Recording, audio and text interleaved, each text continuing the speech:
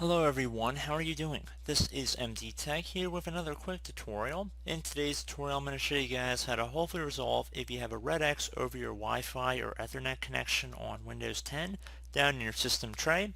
So hopefully this should be a pretty straightforward tutorial, and without further ado, let's jump right into it.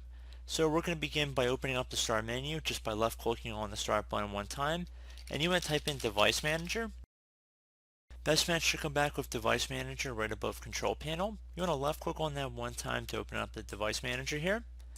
Now you want to expand the Network Adapter section either by double clicking on Network Adapters or left clicking on the little arrow next to it. Now for the Network Adapter listed in here, you want to right click on it and left click on Enable Device. If it currently says Disabled Device, that means it's already enabled, so don't click Disable. You want to make sure we enable it here. So there's quite a possibility that you won't have to do anything, but if you do have a red X down there, there's a good chance your network adapter was disabled. And as you can see now that it is enabled, if we right click on this adapter again, it says disabled device. We don't want to do that. So at this point I would recommend restarting your computer, trying to open up whatever web page you were having problems with. Now if that did not resolve the issue, next thing I'd recommend trying would be to open up the Start menu again. Type in CMD. Best match should come back with command prompt right above desktop app. You want to right click on that and then left click on run as administrator. If you receive a user account control window, you want to left click on yes. Now into this elevated command line window, you want to type in ipconfig, all one word.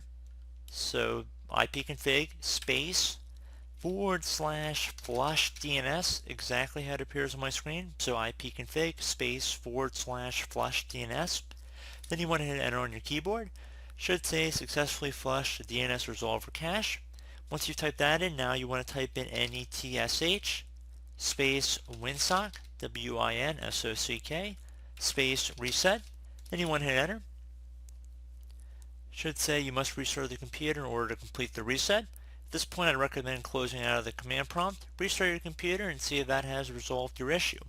So I do hope this problem has been resolved for you guys, and as always thank you for watching, and I do look forward to catching you all in the next tutorial. Goodbye.